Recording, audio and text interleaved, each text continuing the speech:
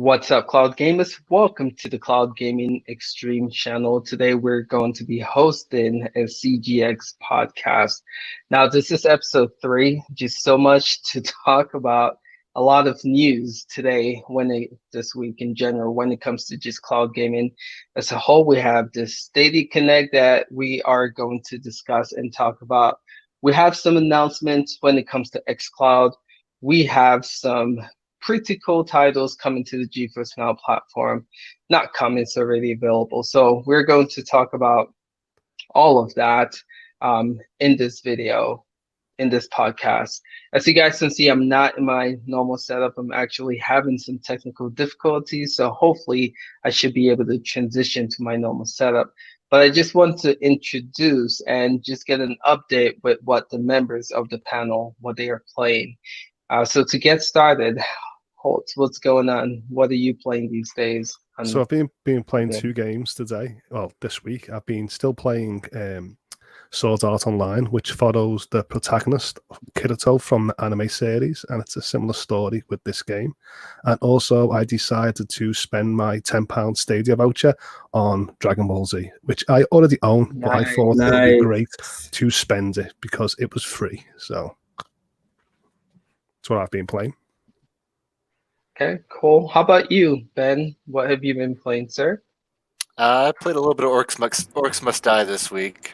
It's more fun than I thought it would be. So what do you like about it? Because I'm enjoying that game a lot, but I can't pinpoint exactly why I like it. So what do you like about it? I don't know. It's like it's a tower defense game, but it's there's more action and actual, you don't just set up the defense and just let it run. You actually have to move around and keep it going. And I think that's more engaging than a traditional tower defense game. Sure. Yeah, you have to be active the whole time you're playing. Sure. Okay. Good. Yeah, it's a really fun game, and to think that was a free game for Stadia Pro members is flipping incredible. It's awesome. So cool. Good to hear. How about you, Sunny? What are you playing these days and what platform? Well, this week was a lot of fun. I've actually played more games than I usually do because it's been pretty cool because we had F1 come out over a week ago. I've been playing that and it's a ton of fun, but Orcs Must Die came out for Stadia, and just on cue, I knew a ton of people would enjoy it, and I've been loving the crap out of it. But I've also been on GeForce Now, and I've been playing some Death Stranding, and not in a million years did I think I'd be into the walking simulator. But man, it is really good. It's a pretty good game, and I've been enjoying the. Yeah, I couldn't believe that I'd enjoy it. So the story's been really engaging on that one, and it's been a lot of fun. So I've been doing more gaming than usual, and it's been a really fun week. So there's been some good stuff in cloud gaming, at least in terms of some games coming out. It's been good. That is awesome. That is awesome. Cool. Yeah, we're gonna talk more about this trend, but Chief, fill me in. What are you playing and what platform? I've had a fun week. So I've been testing a new cloud gaming rig. So more news on that next week. But I've been testing out quite a few games. But yeah, I ended up getting Death Stranding as well. So it's like a film, I'd say. I'm still drawn to it, but I'm not too sure how much longer I'm going to stick with it. I might stick with it a little bit longer to see how engaging that story is, but not to give any spoilers, but the main overarching theme as a Briton is not that appealing. So I don't know how much more longer I can kind of push that bait, but we'll see. And I've been playing quite a lot of Hyperscape on Shadow PC actually. But I'm still absolutely rubbish, so I think I'll have to give that a break for a little while. Sorry. Feedback somewhere? Yeah, that's me. My bad. All right. My bad. Yeah. Oh, he's switching. Right. I think I've muted your other one. Right. Got double ace right now. There we go. It should be okay. It's the double ace show. I was enjoying that. Where's it gone? Here we go. We got ace back. There we go. Right, cool. There we go. Whew, crisis averted. Right. Yeah, so Hyperspace and Hyperscape. You got me doing it now, Ace. Hyperscape. and Death Stranding have been my main ones, but I've also had a bit of Final Fantasy 15 and Warzone chucked in there as well. Okay, cool. How about you, Mark? What have you been playing and what platform? I've been delving ever deeper into the realms of VR through Shadow with Virtual Desktop. I'm working towards something. It's a little bit of a project I've been working on at the moment in the ability to be able to live stream on YouTube using the Quest through Virtual Desktop through Shadow. Nice. With a third-party app thrown in there. Cool. I don't know if anyone's heard of it. I'd never heard of it. I spoke to a guy really useful this week. It's called OVR Toolkit. And it's one of these. It's just made by one guy. And it's just this amazingly fantastic and versatile app that allows you to, regardless of what game you're in VR, you can flick your wrist over and it gives you access to any window that's on your PC. And you can place it in the VR world. So regardless of what you're playing, if you're streaming, you can pull up your chat, stick it somewhere in the VR world, set it so that it's like not always there. But if you look at it, it will appear. So you can play your game, you can stream your game. And then if you want to check your chat, you look over, there's your chat, you respond to it, you keep playing. And the possibilities are endless, but I'm just at the cusp of trying to work it out at the moment. That sounds pretty cool, man. So you said you're going to do a video covering that? Yeah. So I mean, like 2 a.m. my time last night, I actually went live on YouTube. I chose that time because there weren't a lot of people watching, and I had some technical stuff. But once I figured it out, what I'll do is I'll jump on some live streams. I'll do some live streams and give people an idea of how it works. And then once I feel I properly understand it and I'm in a position to explain it to people and can help people if they try and set it up and they have issues, then I'll probably do like an actual main piece of content on it. Yeah. Okay. Wow. That's pretty cool. Pretty cool. How about you, Jerry? What are you playing these days and what platform are you using? All right. So first, what Mark just said is so freaking cool. I just have to say that first. Like, that's the kind of features we need coming to VR to, get the ball rolling more, because we all know it's missing. So I just had to say that. That sounds freaking awesome. But anyway, a little bit of orcs must die. I agree that I like the fact that you have to stay busy. I've played a ton of tower defense games and stuff. Once you set everything up, it just kind of rolls. But mixing that and running around, I've probably put 2 hours or so into it. Not too bad. But as you already know from our comments in your video, Death Stranding, for some reason, and Sunny got there first. The walking simulator that I basically trashed months ago and said I'll never touch it, I haven't put it down. And not only that, my wife asked me to play it because she's been watching the story since I started and she needs to know what the heck is going to happen next. And she doesn't game at all. So she depends on me to game and to do it. So really a bunch of Death Stranding is what I've been doing this week.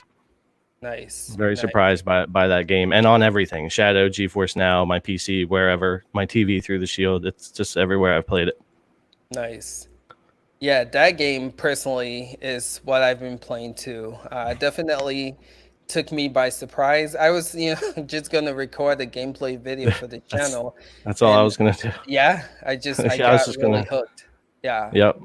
And Orc Must Die 3, that's another one too. I tested that after the Connect. I didn't think I was gonna like it, but it's up to like 3 a.m. playing it, and that game is a lot of fun for sure. That's cool, man. It's pretty cool to hear what you guys are playing and just experiences and how you guys are enjoying all these games. So again, like I mentioned, so much to talk about, so much to get into. So to get started, let's start with just Xcloud news, right? So if you guys didn't know, Microsoft and Phil Spencer announced that it's going to be official, right? Game Pass and Xcloud is going to be a thing. They're going to merge. They're going to get married, and they're going to deliver a product that should revolutionize the cloud gaming industry. And so come this September, we officially got a release date that Game Pass and Xcloud is going to merge, right? So just want to hear from the panel, what do you thought about this news? Are you guys excited about it? Do you think it's a big deal? Because a lot of people, including myself, seem to be making it such a big deal. So to get started, let's look at Ben. What are your thoughts on this news? Sorry, I was a little distracted there. No, you're good. You're good. The Xcloud news. Yeah, that's awesome.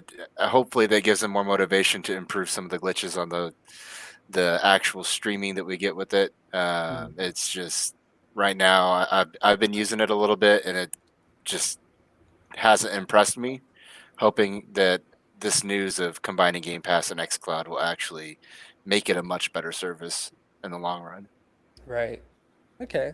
How about for you, Hoults? What's your take on the merge? Oh, I'm really excited for it. I really am. But I was expecting it at a later date. But hearing this news coming out in September has really stoked my interest in actually jumping in it. I wish that they brought more games that I haven't played before, but of course that is going to come in time. But to me, I wish they offered slightly cheaper tiers because I don't want the option to play on PC, download, or Xbox. I just want the xCloud service with Game Pass. So, but at the moment, I will subscribe, I will test it, because for me, xCloud has worked with only a few little problems, but not like what a lot of people have been explaining in certain places. So to me, I'm really looking forward to playing Microsoft exclusives and whatever they got on there now. Right. Okay. Cool. So you mentioned something about having to download games and how that is something like you're not looking forward to. Do you think that's going to be the case when this merge happens, that we'll still have to download games on xCloud? Or no, I'm saying that they've put it behind the PC Ultimate subscription, haven't they? That's what I've heard. Yeah. Which is £15. But I would just like a tier where it's just the xCloud, maybe £6-7. I don't want the Xbox Live. I don't want the PC downloads option. I just want the Game Cloud. So part of me is happy for the merge, but I just want the service, the cloud service. Yeah. I think they said eventually they're gonna look into that, right, being a possibility. But like to start, I think is gonna be in the $15 ultimate price range. But yeah, I agree. They should have another option, right, for just people who want to stream the games in the cloud with xCloud, right? Cool. How about you, Sunny? What's your take on this, man? For xCloud specifically, I wonder if there's going to be any improvements when it does launch, because I feel, and maybe like, and it's hard for me. I don't want to just say because of my experience, that's what everyone else experienced, but it feels like the consensus is that it just doesn't run well all the time. But I actually do get quite a few who do say it runs really well. In terms of it coming into the $14.99 package, though, I think that is an absolutely brilliant move, because what it does is it introduces something that people like. If you take out just xCloud by itself, it's still a really good deal in my opinion. Right. And it's something that I don't pay for it, but I've encouraged my mother for my little brother for him to use it, and he's been using it for a long time now. He loves it because you do get a lot of value. So then you come in, you mix in xCloud with this, and now a lot of people will be introduced to cloud gaming, and they're going to be able to give it a shot, and they're going to see, oh wow, I can play on my cell phone. I can play, Gears 5, which is, that's insane, to play a game like that on your phone. Right. I think it's brilliant. I think it's a really good move, and I think it's not going to last forever. I think it's just a way to really introduce people. It might last quite a while. I think they're going to push it further when they decide to actually invest more in the hardware side of it and get it to run really, really smooth. But man, I think they nailed it on this one. It's really good PR. No one's going to complain. No one's going to sit there and be like, okay, they're shoving this down our throats. Nothing like that. This is completely optional. To that $14.99, you'll be able to try this out, see if you like it. You'll be able to launch your games. You won't have to download. I think when people will start to see, I don't have to download all these different games, I can just launch it off of xCloud and they're just playing it. I think they're going to get into it, and I think it could make some people believers in cloud gaming. But that's with a caveat. Will it run well? Will it start running like crap? If it runs like crap, then there's going to be people who are going to go, wow, yep, I knew this crap wasn't working. I'm sure this is how Stadia works. I'm sure this is how GeForce Now works.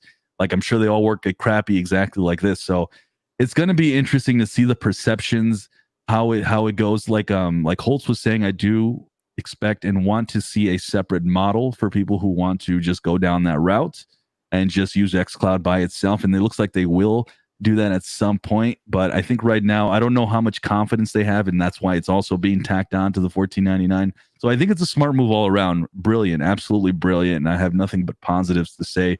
Like I said, when the beta comes out, when it comes out here in September, we'll see if it's running better. I don't want to judge it till it's out of beta fully. So I hope that it runs a lot better. Cool. Yeah. How about Jerry? You're taking all this. Yeah. So they kind of started this idea last year at E3 when they announced Game Pass Ultimate, which was then going to include Game Pass for PC. And then they didn't up the price of Game Pass. So you were getting Game Pass on PC and your Xbox for no additional money. Now they're going to do the same thing with xCloud. Like Sunny's saying, they're going to just give you xCloud. Your price isn't going to go up. It's another feature. Who's going to complain and say, I don't want that. I'm not going to pay for it anymore. So they're not really taking any risk by putting xCloud out and then it still having issues and people not wanting to subscribe to it. They're just going to get it for free. I think you'll see the standalone subscription later when they get it more stable, 1080p 60 instead of the 720p, things like that. Before they can really push it as a standalone service, because then people might have an issue with it. But I think just adding it is just, I mean, it's pretty genius. But Microsoft, Xbox has been doing that the past couple of years. They just keep looking at the consumer, and this is what I preach on my channel a lot. Consumer-friendly companies are going to get my business. Those who are not will not. That's just kind of the way it's going to be. Because. Right. And I think Xbox has done a great job the past couple of years, showing a lot of respect to the gamer and for the money that they're going to spend to play games. So they're doing a great thing here. Awesome. And can I just say, I agree with Sunny. This is definitely going to benefit the community. I mean, get people, like you said, get them on board with cloud gaming by just trying something that is no additional cost to them. Yeah. True. Mark, what's your take on all this? Okay, firstly, I was going to apologize because I'd mentioned before this. It's so hot in here, I had to open a window, but I'm hoping for no noise. Yeah. And then fireworks started because, why wouldn't they? But going back to xCloud, I was really excited to hear it. I wasn't sure it was going to happen. I said literally a week ago in a video that I saw the speculation on it, but I was skeptical. But I'm glad it is a thing. But I still find myself conflicted between sort of two realms of thought. Firstly, basically what Phil Spencer said makes me think, and what basically everyone has already mirrored, I think is a really good business model. He said about the reason we're putting it in the ultimate subscription for now is because we believe those are the players who play the most games. So that's where it's going to get the most leverage to start with, the most exposure, the most testing, which is going to help them out the most, I think. And then as well as the people, they're the people who are already playing games. They're playing the games traditionally. But like Sunny said, this is going to expose those people who have never even thought of cloud gaming, just assumed it wasn't for them. Now they get it for free. Why not try it? And then as he said, well, okay, I actually really enjoyed that experience. It works, fine with xCloud. I hear GeForce Now is just the same. I hear Shadow's the same. I hear Stadia is the same. Let me venture into this. Suddenly we got a new member of the community. Right. So those are all of the positives. I got some negatives, some stuff just in the back of my head. The reason I said in my video last week that I didn't think it was coming in September is because I honestly didn't think it was ready. True. And that's a lot of that is based on conversations that even we've just had on a lot of people's the performance they've had out of it. I am noticing a big difference between the UK and the US. Obviously, I know the US is a much larger place to cover, but Hoults said his was fine.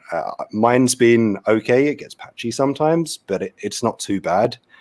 The issue is I've just got so many cloud gaming options. It's not top of my list for me. And then there's just the unknowns, basically. And I'm hoping they're things that we'll learn throughout August or in the launch in September.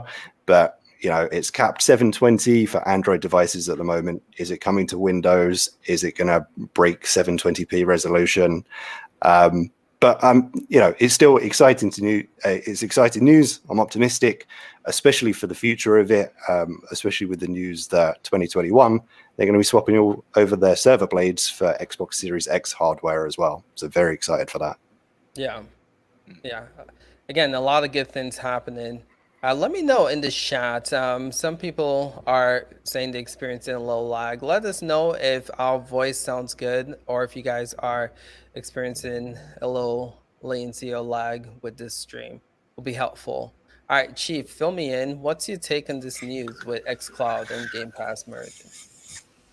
I think it's the most sensible option that they could have done. There's no way they could have charged, a subscription service for xCloud on its own in its current right, especially with the iOS issues as well as everybody else.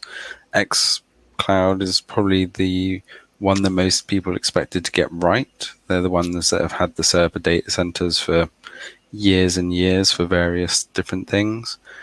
But again, I've had my experience in xCloud where on Wi-Fi connections it just didn't work playing Destiny 2.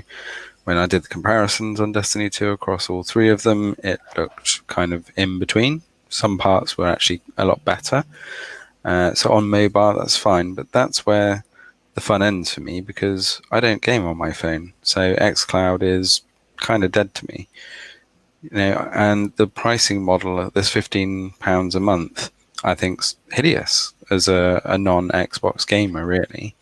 I've got Game Pass on PC. I pay £4 a month. Yeah. So if I want to add xCloud onto that so I can play the same games but without downloading them, I have to pay another £11 a month?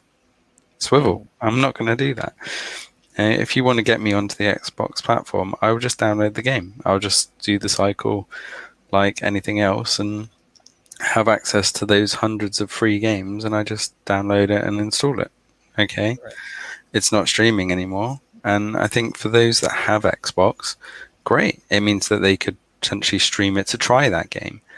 But unless they sort out the resolution issues and if it's running on Xbox One S, they're not going to be able to stream 1080 or 4K on the X Series X. So they're going to be more like demo systems, I think. Here, stream the game, see if you like it. Oh, you do? Great, download it. Right. I think that's going to be their model for a while. Okay. And it's not unlike Microsoft to rein back their offering because they know it's not good enough. So it may just be that they sit this round out, they upgrade all their X Series X hardware, see what happens in the cloud world over the next year, and then come back swinging. It's exactly what they did with their hardware, and I don't see any reason why they wouldn't do it with the software as well. Right. So do you guys feel that the competition should be worried? Something, I got in my comments and on Discord, it's like, oh, this is the death of Google Stadia, or this is the death of GeForce Now. Do you guys feel like this is a big threat to the cloud gaming just platform in general? Or do you feel like this is, something that's just going to come and, just make a little noise and go away like xCloud has been doing from the origin? What are your thoughts? Let's start with Jerry. What's your take on that? Yeah, I mean, I've seen people in comment sections saying stuff like that. Everybody wants to say Stadia is going to kill GeForce Now, xCloud is going to kill Stadia, all this stuff. Nobody's going to kill anybody. First off, there's no cloud gaming service out there that's good enough to be mainstream or to knock anybody down anywhere. They've got a long ways to go, even though a lot of them are getting there. And they're also different. Stadia is a cloud console. GeForce Now is a service to play your games already. And xCloud is exactly what it needs to be for now. It's just going to be another way for a minority of people to play their Xbox games in other places. There's nothing wrong with that. It gives them an option, but all the services are so different. I don't think anybody's really targeting anybody right now. They're all just trying to figure out what is cloud gaming, who's going to play it, what the player base, who's the consumer, and then they'll go from there. But nobody's going to knock each other down right now. So you hear about like people wanting that Netflix style of, gaming, cloud gaming, people giving Stadia a lot of flack because it's not that. Do you feel like with this xCloud that they nailed it when it comes, the title of the Netflix for gaming? Jerry? I'm going to jump in there and say no. Here's the thing. I have a huge issue with people that say the Netflix for gaming. Streaming you a video is like nothing compared to streaming a game, taking your inputs, uploading them back. It's just so different to call it anything the Netflix of gaming. We're nowhere close to having the infrastructure on this planet. with internet and everything else to have the Netflix of gaming probably for 5 to 10 years. So I don't see that. Are they nailing it? They're nailing it for Xbox right now, and they're nailing it for Xbox fans. I'm a huge Xbox fan, although I have all the consoles and I love Sony as well. For me, I think it's awesome because I don't have to pay more money. And I get to try something that I normally probably wouldn't necessarily pay for to try. And then if they make the service better later, then I might be willing to spend even more or do something there. But for Xbox, they're nailing it. I just think each cloud company is trying to figure out their own thing right now. I don't even think they're that worried about what the other guy's doing yet. Okay. Holt, so what's your take on that? Do you feel like... I think it's great for the people who are part of the Microsoft ecosystem, where they can sort of, instead of downloading the games, can just play off the library of games that maybe they haven't played before. But to me, just like Netflix, I just spend most of my time flicking up and down. Which should I play? And then I end up not playing nothing because I'm too overwhelmed. So usually I just like the option where, and then I don't like the idea where I have to pay extra to get online. With the subscription, where when I'm playing GeForce or Stadia, I don't have to pay to access online, where with this subscription it's tied to Microsoft Live as well, so it inflates the price more just to access games that I am not really interested in apart from the exclusives. That's interesting. Didn't view it from that standpoint, so that's pretty interesting. So my wife, even though it says 100 games, I can just flick through and go, not interested, wouldn't play, I played, and it sort of devalues. But to people who haven't played them games and it's part of the Microsoft, I think it's great for them. But for me, not really. Okay. Chief, you? Do you feel like this is the Netflix? Yeah, same. Okay. I think, I'm with Jerry. I hate the term Netflix for gaming because you're comparing a service and business model that just doesn't fit. Yeah. And I'm completely with Hoults. The amount of times I flick through Netflix and think, I can't be asked for this anymore. I'm just going to go watch something else because I've spent the last 20 minutes thinking about what to watch rather than actually watching anything.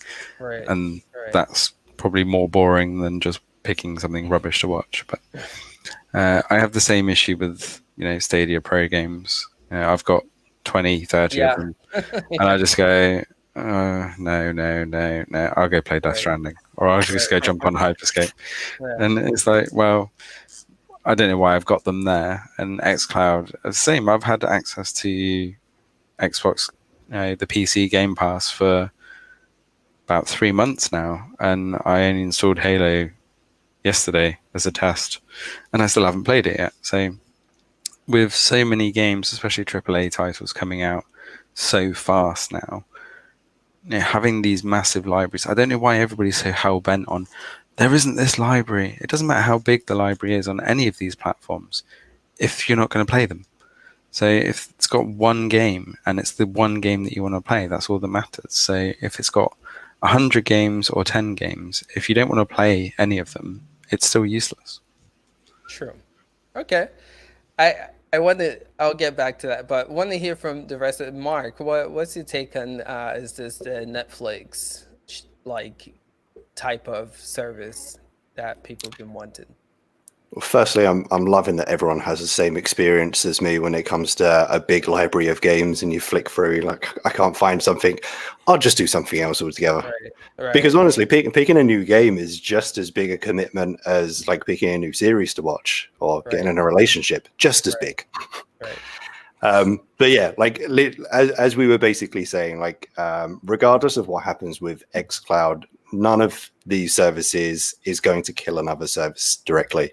And the reason I think that is, they're all aware of what else is in the industry, and they have all very clever, some of them very cleverly, some of them are a bit confused about their target market. But I mean, GeForce Now knew exactly what they were doing. It was existing PC players to open up the library they already owned. Yeah. Pretty good. Yeah. xCloud, they're going after Xbox players. It's a very big market. They're people who haven't experienced cloud gaming before. It's a very good niche. Stadia is the one who I think are slightly confused because their target market is people who don't have a PC and don't have a console but really want to game, and I'm pretty sure the people who really want to game have a PC or a console. So they're finding their way. They'll get there. But I think Victor said in the chat, and it pretty much sums up quite well, that 5G is going to be the big thing for all of them altogether. It's just going to open all of them up so that, as we said, none of them are mainstream yet, but 5G could potentially make that push for all. Absolutely. Some of them, all of them. Yeah. We'll see. Yeah. Okay. Sunny, thoughts on Game Pass being the Netflix for game service that people have been wanting and dreaming about? I think that we're over here. We're a little bit more plugged in. We're a little bit more hardcore from a perception point of view from outside. I think there is people who want a Netflix style when it comes to their game streaming, and they'll see something like Xcloud with 100 games, and you'll get some of those games that are actually good. From that perception, people are going to look at that and go, okay, I'm a little more interested. Let me check this out. You're right. You guys are all right. I mean, we all flipped through a bunch of games. I mean, PlayStation Now has God knows how many games. I was looking at the library, and it was the biggest giant mess of crap I've ever seen. You know, so it's just I think like I said, perception, like what their marketing is really good, and I think people are gonna see it kind of like what Stadia is, and it's looking on the surface like it is kind of like that Netflix style. And on top of that, it's going to be coming out with first party titles. It's going to have, you know, brand new games, even if it's just those, and it's not going to have the most. Because I think what people really want when they want that Netflix style, they want to pay that monthly price and then get a brand new AAA title. And that's just not how it's going to be anytime soon, as far as I know. It's just not going to happen because there's just not enough money there. Right. So I think them doing the first party games coming out or xCloud and then featuring pretty good games. They have at least at the moment, we don't know what their lineup's going to be, but if it's pretty similar to what they have now, honestly, like I think that perception of, hey, this is kind of like our Netflix here on Xbox, check this out. I think a lot of people are going to be really interested. They're going to look at it from that perception, regardless of how smart we are over here. And we know that's not, you know, we know like most of these people probably aren't going to play most of these games, but you might never know. So I think, like I said, I think it's a good move, and they are kind of, I think they're kind of given that perception of that Netflix style, and I'm curious to see how it's going to be. The biggest worry I have is just I don't think it's going to work that well, and people are going to be turned off by it, but we'll see. When you say work that well, you mean like the service? Like the service itself, yes. Yeah, okay. I agree. How about you, Ben? Thoughts on this being a Netflix? I don't know if we need a Netflix for games. I mean, I know everybody wants it, but like I already have enough game ADD right now. I mean, last night I got on, I played Octopath Traveler for like 30 minutes, and then I was just like, okay, I'm gonna go play Grid now. No, I'm gonna play Works Must Die. Like I can't decide because I want to play all of them. Yeah. And it's easier to have less choice sometimes and focus on a couple of good games. Yeah. And then on top of that, we also have a huge lineup coming out in the late fall, early winter, with, you know, Valhalla and Watch Dogs Legions and all the other huge games that are coming out there next gen. I mean, it's not really necessary right now. It's just going to be a bunch of indie games, which, you know, we know Sunny loves his indie games, but don't hate. I mean, that's pretty much what a Netflix. I mean, it's going to be like Netflix originals, all indie games, like Stadia's partnerships with all the indie platforms or indie studios. It's going to be the same thing. Yeah. The point I forgot to make earlier in comparison is PS Now's been doing it for like 2 years, right? How many people use that? How much hype is there around PS Now? The difference, just to add, with PS Now and what xCloud is going, you guys are going to hear me rant about this, right? The fact that I don't know what the hell Sony's doing with the first party studios, putting it on PS Now for 3 months and removing it, compared to where personally I feel like xCloud leaves their games on there, so you know what you get when you sign up for it.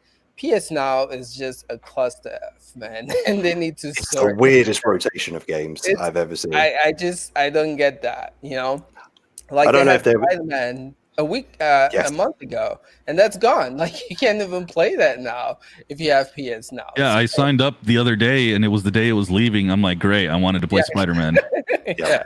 Spider-Man was like the poster boy of PS Now, and I don't understand if it's some background. It can't be like a contract thing because it's a first-party title. It's theirs. They do what they want. It's so confusing, but that really was literally that is the reason why people signed up to PlayStation Now. And the second it was gone, I bet they saw their numbers drop. Oh yeah. This wasn't Controller timed exclusive on there as well for a bit, so you could play Control for like 3 months. It's like, hang on.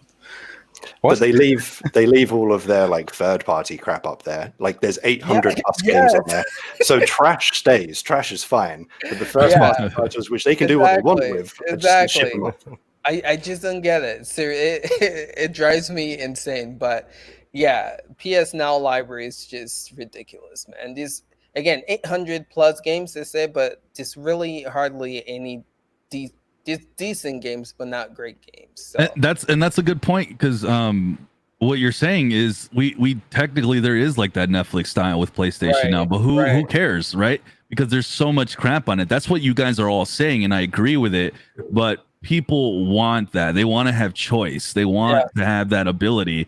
And I think xCloud, for the most part, their games seem to be higher quality in terms of their actual library. So I think they have a little bit of an edge there. And people want choice, regardless of whether any of them will play hardly any of them, because we don't. I mean, I have 20 plus games on Stadia. I don't play hardly any of those free ones that I pay, but people want that perception of choice. So I think there's a market for something like that, regardless of how we feel.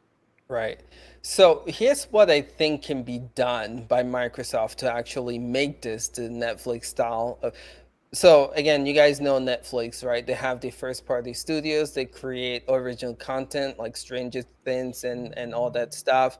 So you can compare that to like Microsoft first-party studios. They do that with the Halos.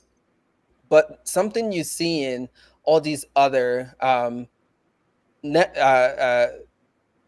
media, if you want to call it, I don't know what to call them, like services like Netflix, Hulu, Disney Plus, is that they are paying for original content. So I'm curious to see if that's what they're going to do. Yes, you can play our first-party exclusive, but there was an article stating that Microsoft's about to announce a high-profile game coming to Game Pass. And you see the Other Worlds, that was a game that came to Game Pass. I think it was exclusive, right? So like Disney Plus and Alexander Hamilton paying for that exclusive, right?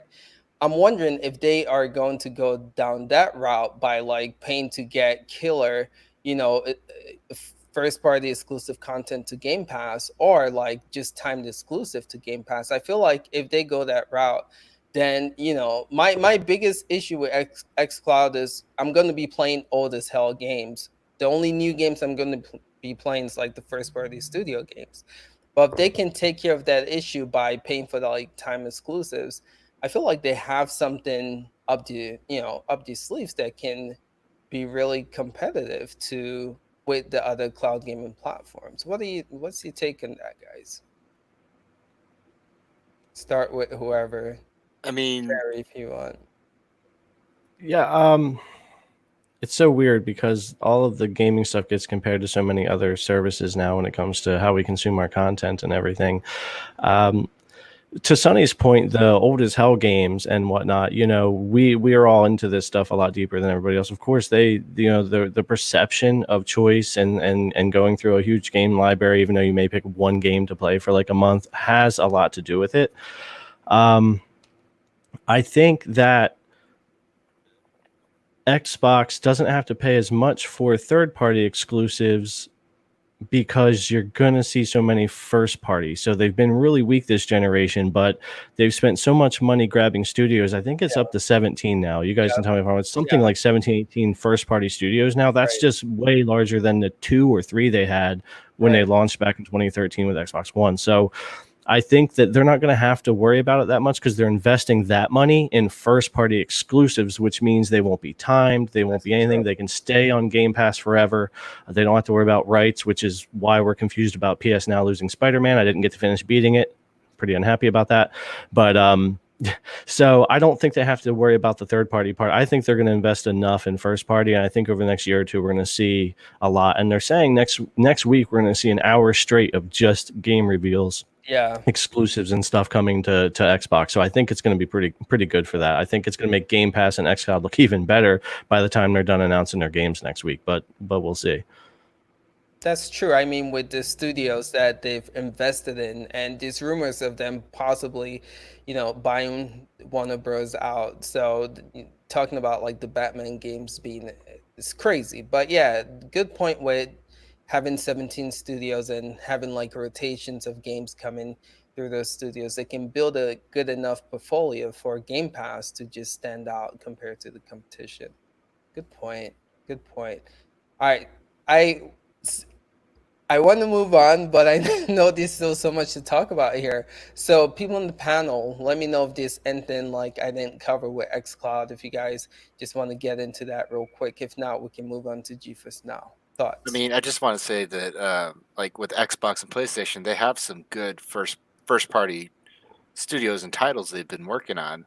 That's kind of like Stadia's weakness right now. I mean, you look at something like Crata that everybody was so hyped for, and now what? I mean, it's just not me. I played it 2 times, and I was just like, okay, it's too much. It's overwhelming. But they put so much hype into that, and I don't know. I think they need kind of focus on, like Sunny mentions it all the time. They just need lots of games. Put a bunch of them on there. Let people decide what they want to play, and then go from there. I enjoyed Chief's game in Crater with all the mines everywhere. You're an evil bastard. I hated it. Yeah, that's terrible. You can't even walk without getting blown up, man. I was so annoyed, man. But yeah, okay. Good point with just it takes a minute to build those quality titles, right? And you see Google Stadia kind of struggling with that for sure. But yeah, we'll get to Stadia. There's a lot of conversation that's gonna happen around there. All right. So, anything else with xCloud before we move on to GeForce Now? I just want to continue the point that I think there seems to be, and xCloud's kind of playing on it, that there's this perception that everybody wants this massive game library to choose from. And I think to Jerry's point, the games take much higher commitments than things like series on Netflix. Like an entire series, 4 or 5 series of Netflix will be one game, right? Things like Division 2, Breakpoint, you're looking at 80, 100 hours plus if you stick with that game. So having 100 games to choose from, especially if a load of them are indie trash titles, you're not just going to sit there piling through 3-4 hour completion games all the time. We're always, well, I guess a lot of us are more hardcore gamers, but most people are looking for a title to commit to for a week, a month, a few months down the line. So having 100 of those titles, great. It'd be fantastic to have 100 AAA, 100-hour plus titles at your disposal. But then you're also going to be looking at it from the other side and think, if I pick 3 of these games, that's me for the next year. And there's these 10 other AAA titles coming out in the next 6 months. So, again, what happens to that library? It just gets completely forgotten about. Sure. So I've got to touch on that on Chief's point, because the best comparison I can make is people's distaste nowadays for the Nintendo eShop. And I don't know if people have heard about this story. Like, it's got to a point where they've allowed so much trash onto the platform that there are some days where they're adding 20 to 30 titles a day to the eShop for basically anyone who can write a line of code and can put a passable game together. Their standards are literally, does it run? And is it an actual game? And then they'll pretty much pass it, to the point where, I don't know if people saw this news story, but they allowed that game that was called Don't Get Caught, where you, as a player, are a person in the back of a cab, and the cab driver will turn around occasionally, and you need to not get caught in a certain activity. And that almost went all the way through to the Nintendo eShop. We're talking about Nintendo. This is like the most family-friendly games company, like, marketed to children there is, and they almost got that through. That's what you don't want. True. All All right, so we're gonna move on to GeForce Now. So as you guys know, you guys have probably seen videos from everyone on here. I think has covered it. Sunny, Jerry, you covered it. We've covered it. Mark, I think you also covered it. But two great games came to GeForce Now platforms this week, and these are games that we were hoping that would have been at the Stadia Connect. Again, we're gonna get into that in a little bit, but those games are. I'm gonna say Dead Stranding, and the second game is Hyperscape. There you go. My goodness, I hate that name. I hate it with a passion. But yeah, those are two great games, right? And you can go ahead and call them AAA titles because, honestly speaking, they have the potential to be AAA titles. And so this is great news for GeForce Now. This was same day release, right? It came out on PC and they're like, boom, it's available. And I remember Chief was actually streaming the Ubisoft event, and we were all talking like, okay, we're downloading Hyperscape and Shadow right now, just trying to prep it once they made the announcement. And then later on that night, GeForce announced like it's gonna be in GeForce Now. And so that is pretty cool. That is what I like to see. And so I just want to take a sec to say kudos to the GeForce team for same-day release titles. Like, that's what people want to see with the platform. But just want to know what are your thoughts on that? Have you guys played these games? How does it look on GeForce Now if you guys have played it? Let's start with Jerry. Did a similar. I have a video up of some gameplay of GeForce Now. The game, I've had a lot of people ask me since I've played it on the RTX 2060, and I've done a video for that, and I've played on GeForce Now. What is it? Forgetting about my complaint of 1080p and on a 1440p monitor, what were my thoughts about the graphics of the game on GeForce Now? Well, they are identical because I'm playing on maxed out settings no matter what, whether I'm on my local or on GeForce Now. The only difference is my frame rate. I'm stuck at 60 as to where I'm playing at 118 on my local PC, which just makes Death Stranding insane. It looks so good that way. Right. So definitely GeForce Now getting those two games, everybody except for Hoults, everybody forgot about Darksiders leaving, Tekken 7 leaving, because like I said before, just for me, I'm more forward thinking for GeForce Now. So if you keep getting new titles day one, people will care less about the older libraries. Not that we don't need them, and it'd be nice to see those games come back because they're good for a lot of people. But with you get games like don't make me do it, Hyperscape and Death Stranding on GeForce Now, and to have it run that freaking good, I mean, I was blown away by how well Death Stranding ran. And I pulled up a comparison on my screen to watch both my local PC and on GeForce Now, and I was just like, I didn't even really get any stutters or issues with the stream. It just ran so good. So, I mean, good job for GeForce Now. And unfortunately, we'll talk about it soon, but two games that Stadia could have used, especially after playing these two games. Wow. I mean, I've actually played them more on GeForce Now than I have on my local PC for some reason. I've been enjoying it, and I hop from device to device. But yeah, a good week for GeForce Now, I think. For sure. How about you, Ben? What's your take on that? I mean, so here's what happened to me. Several months ago, I downgraded my GeForce Now from Founders to the free, and having a Hyperscape pop on there actually made me want to jump it back up to Founders because I didn't want to have to wait to play, and I was having some issues playing on Shadow. So I switched back over to GeForce Now, and it's been fantastic running on there. It's so much smoother than it is on Shadow, which is crazy because Shadow was pretty good. Right. I've just been having some issues lately. Right. That's weird. I actually had the opposite. Huh. And that's what I was saying. Yeah. It was almost perfect for GeForce Now because they dropped Hyperscape. I'd already installed it on Shadow. Yep. I'd already been playing the technical test on Shadow. So I knew exactly what to expect, and I was like, screw it. Yeah, I mean, so I can save my 8 gig of space. Not that it really matters because Hyperscape's such a small game, considering what it is. And I hopped into GeForce Now and was like, what is this crap? It's stuttering, it's lagging, and checked the rig, and it was a 1080C. So I restarted 1080C, restarted 1080C. It's like, why are they giving a title that they've literally just dropped on day one, the worst possible rig on GeForce Now, and I just thought that was such a missed opportunity. Whereas on Death Stranding, they've given it the 2080C, which is the second from top tier, and it runs absolutely beautifully.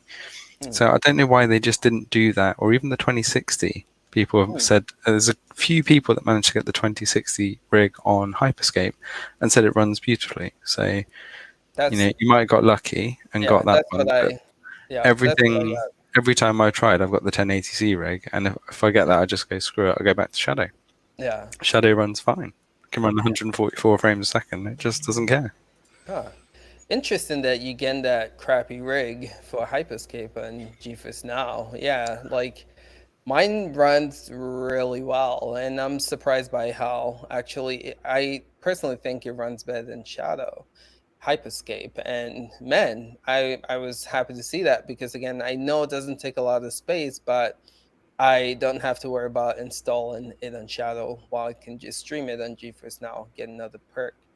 Hoults, how about you, man? What's your take on these games coming to the GeForce Now platform? Well, if they keep the games, it gives me hope. Yeah, it gives me hope that other console exclusives that had a plan to go to PC will be day one on GeForce Now. So I'm quite amazed that they've got Death Stranding on day one. But for me, if I'm going to play this game, I want the highest fidelity that GeForce Now can offer. And I would sulk if somehow I got a low-powered PC. But also, when I look at it, if Horizon is going to come to Horizon Zero Dawn is going to come as well day one, it will make me start saying, well, I'll wait for a year and go and play these games on GeForce Now. But playing devil's advocate, I'll also be scared if I sort of say, well, on day one, I can't afford Death Stranding, so I'll wait until it drops in price, say 4 months, and then when I buy the game, it gets removed. So I would really like these to be cemented in the service, because when I actually turn GeForce Now on and I see games like Death Stranding, it'll make me go, yes, this is an amazing platform. Yeah, I agree. Good point. I mean, Chief will attest to this, but a game that was really pumped that, came to GeForce Now was The Wonderful 101, right? So it's a game that came out. Yeah. So the game literally came out, and in a week's time, I can make the argument this was before the opt-in program, but I bought the game, and in a week's time, it was just gone. And I was pissed. Like, literally, I actually sent the team an email just saying what the hell is going on. But yeah, I agree. Just, it's good to see these games come same day release, but back in your head, you're thinking, is this going to last? How long are these games going to stay on this platform? So yeah, they got to figure that out, and hopefully they do. Sunny, what's your take on these games coming to GeForce Now platform? So at the beginning of the show, I didn't mention the other game that I actually been playing is Hyperscape. I knew there was something I was missing, and I echo Chief 100%. I have not been having a good time with Hyperscape on GeForce Now. It has not been running well. It's been stuttering a lot. It gives me a ton of problems. It was not smooth, and I actually have it downloaded. I usually play local, but for the video, I wanted to cover it on GeForce Now. Did not have a good time. Just way too many problems. And with a game like that being competitive, you don't want anything like that at all. So hopefully they take a look at that. But then moving on to Death Stranding, though, my goodness. Well done. I even played it, guys. I played it on my phone, and it's just so beautiful. Oh my goodness, man. Yeah. I was just having a ball with Death Stranding. Yeah. I'm going to put the video out tomorrow, but it is so good. The game's so good, but it just looks so great. Wow. I just have nothing but positive there. And about all the other games leaving the service, I mean, like you guys said, didn't really pay attention just because they're not games that I own, but it sucks to see that. But I think some good press here. It was a good timing to have Hyperscape, even though for some, it looks like some of you guys it's working, even though it wasn't working too great for me. And then Death Stranding, just great. Good. Yeah. If you guys, I know you hear us talking about it a lot here in this podcast, but seriously, guys, Death Stranding is a dope game. And I'm like really amazed that people were calling that game trash, because as you can see with the members of this panel, the game is brilliant, and you guys give it a shot if you haven't yet. It's a good one. I would consider it a AAA title. All right, so yeah, I was massively taken aback by the beauty and the cinematics for the storyline. Right. Got through the prologue and it's like, oh, what? Hang on, an hour's gone? Crap! I was supposed to do stuff. Yeah. I think you said you felt like you were like watching a movie or something, right? Playing that. Yeah, I think there's the first hour or two is probably more cinematics than actually playing. Right. So it is quite like a film, and I can see why Jerry's missus is like, what happens next? Because that's kind of like, right, I know I've got to climb this horrible mountain with this crappy thing on my back, but I want to know what happens next. So I'm going to go with it. Sure. So I think we covered it for GeForce Now. Again, and panel, let me know if there's something I missed, but I do want to move on to Google Stadia, and this is going to be quite interesting because, this Connect, you have some people who, thought it was okay, and you had some people who didn't like how it turned out. And you saw a reaction video, so you know how most of us feel about this Connect. But I do want to hear from some people on here who watched it and had some pretty good take and pretty good vibe on it. So Sunny, am I the only one? My goodness. Mine's neutral. I saw your video. Yeah, I watched the video, so I'm the only one that had anything. You know what it is I like I said earlier, I feel like I have a way that I look at this, and I'm not hardcore plugged in my gaming. It's I look at it from kind of the outside. So the Connect essentially, and I don't want to be too long-winded, I'll try not to, but I think that if a lot of us didn't see what was coming with the leaks, if we didn't know Orcs Must Die was coming, Dead by Daylight, if we didn't hear about, like, if they had scrapped talking about announcing what was coming with the Ubisoft Forward event and we didn't know those games, maybe they saved it for there. But even let's forget about that. Just look at what they actually had at the actual Connect. If we didn't know what was coming, I think we would have looked at it pretty differently. I think we all were expecting a lot. I know we all hyped ourselves up. We were thinking, oh, Apex or something and all this other, and it didn't come. And I think we just kind of all had those expectations. And it, by the way, but the Stadia team didn't help because they were hyping it up too on Twitter. They were like replying to everything I was doing. They're like, yeah, we're excited, and we'll think you'll be excited too, guys. And I'm just like, all right, we'll see. Right.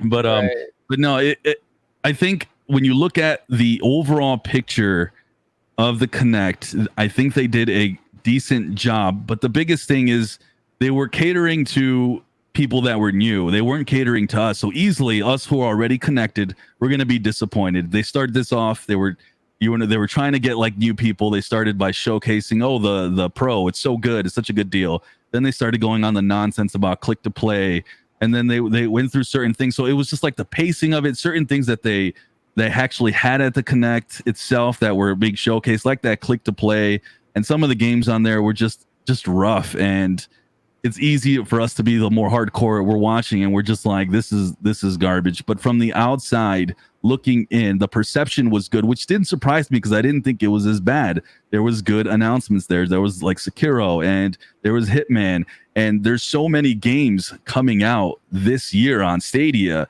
Like the library is actually starting from that point of view, from all the 2K games, from all the Ubisoft games, from all the EA games, all these games that are coming out. And then we have Cyberpunk. There's so much coming out. And then Marvel Avengers, like if maybe, I don't know. I don't know how I think they could have fixed how they paced that thing out. They could have put maybe like the crappier games at the front, the more hyped up games towards the end. I think we would have felt better. There was just, it's like they run it and they don't run it like a gaming company should be running these Connects. It's just like, I don't know who's running stuff over there, but they are beyond confused. And the lady didn't help. Her energy was terrible. So there was I could see why like so many people were like, this is garbage.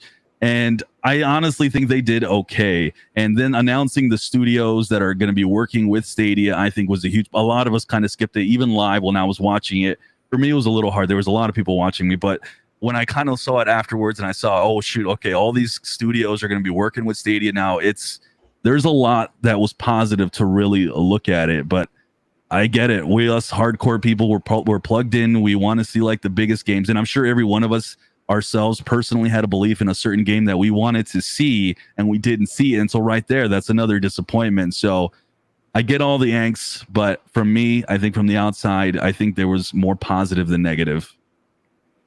Nicely said. And I just want to hear from other people in the panel. There's so much I want to say about that, Sunny, and I'll get to that. But can I just say I was pretty upset for a couple of days there, and then I stopped and rewatched Sunny's video, his reactions, and Sunny, you made some really good points. This was targeted at the new people. This was targeted at new customers and trying to get people on Stadia more than anything. It's trying to convince people that real quick, it was, but they blundered that. And I want to say that for the record. Go ahead. They did. No, I agree. It was looking from the outside in. It was, the presentation was bad, but the idea was better than I originally gave it thought. I was hoping for myself for more features and more special timed features or timed exclusives that we just didn't really get in that. Don't forget you can click to play. Yes, click to play. Oh gosh. Oh man. All right, Hoults, man, what's your take on it? Well, at first, I was totally disappointed because, like mentioned, I joined the hype. I added to the hype of what I expected to see to make this platform really amazing.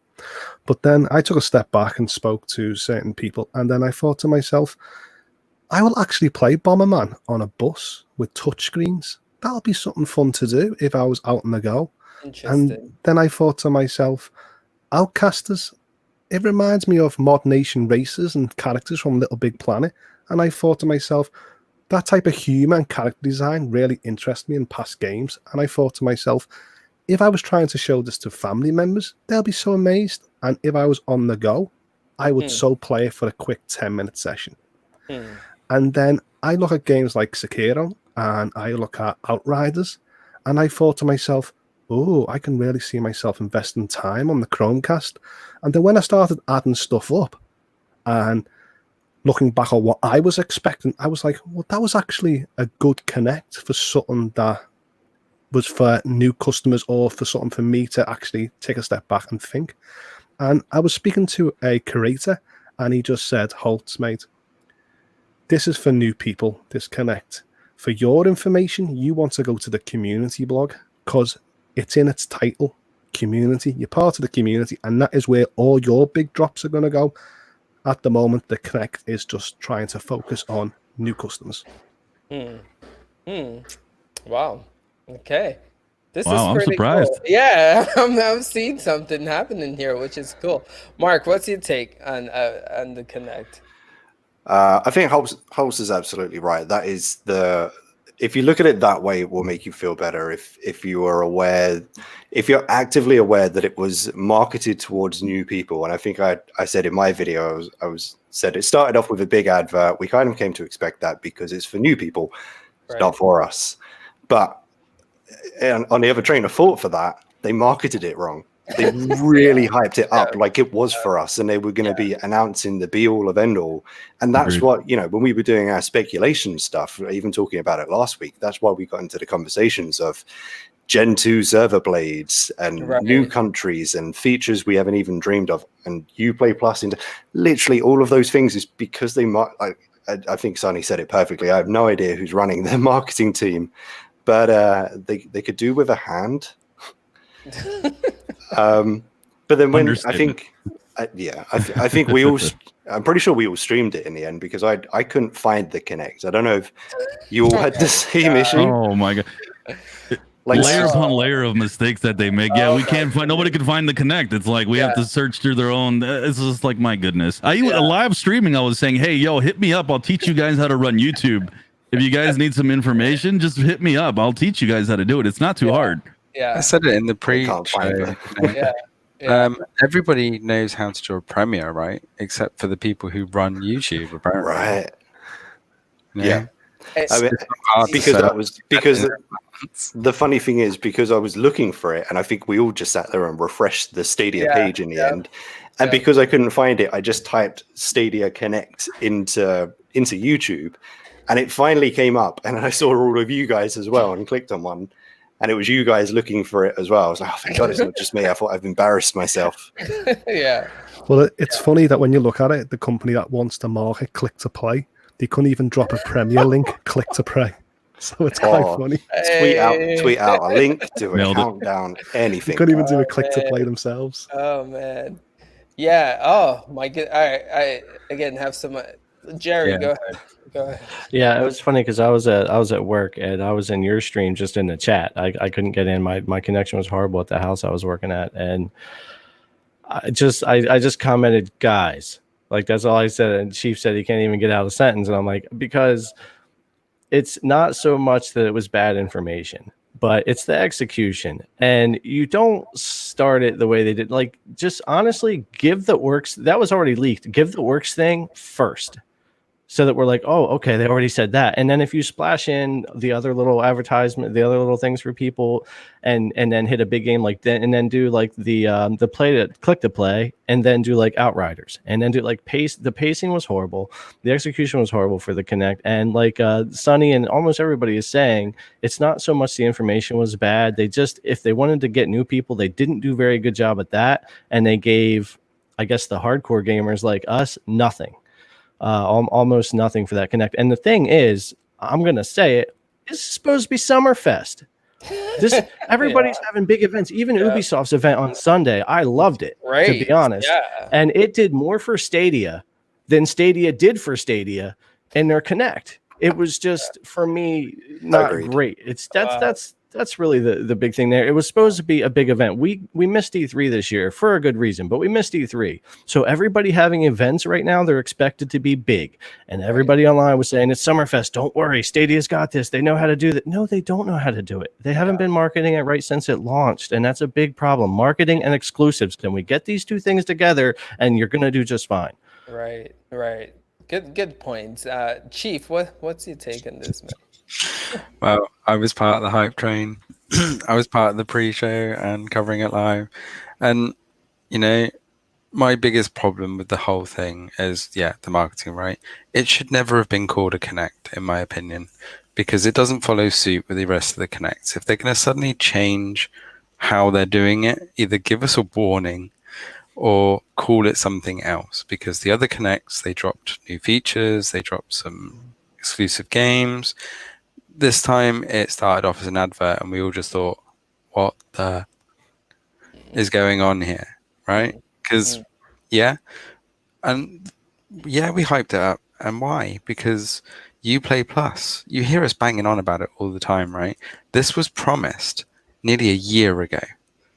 Around this time, right? Spring of for 2020. They said it's going to be in 2020, and we're over halfway through the year, and we thought, this is the Connect. They've dropped a second Connect just after the Ubisoft Forward. That's the perfect time to do it. That's a massive missed opportunity, as well as Hyperscape, another massive missed opportunity. And the big surprises. Hello, neighbor. Thanks a lot. Yeah, okay. How about the first party studio exclusive? Let's talk about that game. All right. I don't want to talk about the game because that just shows that Stadia, it feels like they're pitching Stadia to kids, and kids can't play Stadia because they need to have a subscription. To have a subscription, you can't be a kid. Right. Well, I think that's kind of what the conversation has to be in terms of what are they trying to do exactly. I think they should, and I had been harping on it for weeks. I think they needed to reach the audience that has never tried Stadia, and I had been saying that for a long time. I knew that this was not going to be mainly for us if they are doing their jobs correctly. So that's why my expectations were never extremely high. And frankly, the biggest problem with Stadia is there needs to be more people on Stadia. But the problem is that they didn't, like, they did what I wanted in terms of reaching out to that certain audience, but they failed in that execution. On top of that, they needed to have a little bit for the more hardcore gamers, which is, you know, an actual good first party title. Founders, right? What's that? I'm sorry. The founders, the ones that kind of help them get right. on, right? Well, they need to have something a little bit, and they didn't really. I mean, they kind of did a little bit with Zero, Outriders, and Hitman. I mean, those are all right titles, but they're just filler titles. There wasn't like that big bang. But the thing is, that's what I keep telling you, though. You guys, though, I think that was for them. Orcs Must Die, but we knew about it, and I don't know if we technically should really be blaming them, because I think that was going to be their big one. That one, I mean, it's not the biggest game ever. I get it, but I think that was going to be part of that bigger thing there. And we just, because we're just so in tuned, you know, this was marketed for more of the mid casuals to mid, and not so much us. No, I think it's aimed at families, right? You got Orcs Must Die, you've got the first party fun exclusive, you got Hello Neighbor, you got a couple of other kind of indie funky titles with the Pro, but they're missing family sharing. So I think if they would have dropped family share as part of this package with these new funky games, they would have got a ton, and I mean hundreds, probably thousands of new players overnight, because kids can jump on. You know, Hello Neighbor's been big for kids for freaking ages. I'm sure Orcs Must Die, Super Bomberman would bring a load of those kind of crowds in. Whereas all the people that have been playing Stadia now, you know, we've had Doom Eternal, we've had Breakpoint and Division 2, you know, some hardcore games. And we've just not seen anything for ages. We've got Legion and Valhalla and that coming, but they're months away. So I think they really missed an opportunity here. And yes, I agree, they definitely need to be drawing in more of a crowd. But again, they shouldn't have called it a Connect. Right. Yeah, exactly on that point. And I think I heard Chief and Ace, you guys say this, is that they've possibly misused the Connect. Like, this isn't what the Connect is for. It is for those big things, which was kind of what they were hyping up. But it's for exclusives, first party titles, brand new features. And this almost seemed, and I think we all agreed at some point, that they could have got away with just being a blog post. I agree. And there was almost a subtext of housekeeping, because in some of their announcements, there was like, by the way, we kind of need to let you know up front. So we're going to put it in tiny text at the bottom of the screen. So there was the Outriders. It's actually coming 2021 instead of December 2020, like every other platform. And even Outcasters, which was their big built up, you know, this is the first party studio that's going to be doing stuff for Stadia, and then you look down and it went timed exclusive. You know, you'll get it everywhere else after. It's crazy. Yeah, Sunny, I think you were saying, you know, like, if we didn't know about Orcs Must Die, I mean, that's so true. That would have been a really cool, because that game was looked at, a lot of people were looking at it, and it's a good exclusive for the Stadia platform. And to get this free pro game, that's a big deal. And so sucks for the leak, you know, that kind of ruined it for a lot of people. Yeah. But even with that, I still think, so here's the thing. This is the second Connect this year, right? They had the first one, in April, right? So if you look at Microsoft and the Direct Connect / type of presentation, if you look at Sony with the State of Play, they are making progress, right? Sony started off rough with the first State of Play. I don't know if you guys watched that, but a lot of people gave them flack, and then they came back, and then they, improved and got better. Stadia, I feel like, is doing the opposite, right? The last Connect was okay. It wasn't great, but it was okay with the EA announcement, whatever. I feel like this is worse than that, right? So my thing is, I think, you stated, Sunny, just they need to get like a new person to take control of these directs. I don't think they get it. I don't know if they get what it's supposed to be, but it's just not living up to the expectations. And please, for the love of God, do not come on Twitter and hype this up to be something that is not. Even Orcs Must Die 3 is not worth the hype that you guys were posting on Twitter. I was thinking like Activision kind of hype with what you guys were posting. So that's my biggest thing with this. Again, they could have easily put all this stuff in the blog post. They didn't need to. And like Jerry was saying, this is Summer Game Fest. This is like, and no E3. I mean, like, this is your time to shine. Don't come here saying you're going to shine and show us nothing, right? Just give us an update in the blog post. And I feel like that's my biggest gripe with this whole thing. And I think that's why people are just, viewing it as a lackluster. But That's my take. I think it's a little unrealistic to compare it to PlayStation and Xbox. They've been around for so long. We got to remember Stadia hasn't even been launched a year. I mean, if we count November, which was essentially a beta, I feel like they really didn't launch until months ago. So I think it's just a little unrealistic to think it was going to be anywhere near that level until their first party studios actually start producing games that could only be done in the cloud. And I think what they were trying to do is what I would have told them to do, but the execution was failure left and right. I mean, it was just like, and by the way, that exclusive game, what is it? I can't even remember the dang name. It's Outcasters, right? Yeah, like I get the names confused. Yeah. It was a joke. It shouldn't have been even on there. It shouldn't have been highlighted as this. Oh, it's coming from. It should have just been a blog post. Yeah. And I think when that aired, all the wind was taken out of every single one of us, even me, who was even trying to be like, I don't think this is that bad yet. But when that came up, I was just like, oh shoot, what the F is this crap? Like, what, that thing could be a phone game. Someone can tell me that's going to launch on mobile, and I would have been like, yeah, that looks like a mobile game. So it was embarrassing on that sense. I think what they're trying to do, in my opinion, and it looks like we do disagree with some of you guys on the panel here, which is cool. I think that they were doing the right thing in terms of what they were trying to market, who they're trying to market to. Their execution was complete and utter fail. Yeah. That's the other thing that I think we're missing, and we've not seen it for a long time, right? We kind of expected it when they said first party exclusive. Oh, so we're going to see some new like crowd play or the crowd choice and some Stream Connect stuff, and nothing's had it for ages. There's been no news of these Stadia specific features in anything, and even in their Connect, nothing they showed did they showcase any of the Stadia exclusive features. And I think this has been a bit of a problem for some time now, that the draw of Stadia, some of the unique features that they pitched from the very beginning have just kind of disappeared. And that's a big shame, because they've got the opportunity in quite a lot of these things, especially a first party title. Come on, showcase the best features.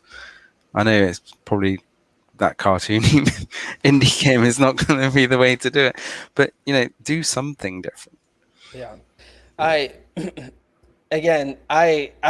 just think they need to hire someone different, and just this might sound crazy, but I think they should just chill with the Connects, right? Until they can, because the Connect's supposed to be something that brings you good press, but when it brings you bad press, when you have, people talking negative about your show, it's not a good thing. It's not a good sign. And Sunny, you were saying, you should not compare Sony to Stadia because, Sony's been around for quite some time.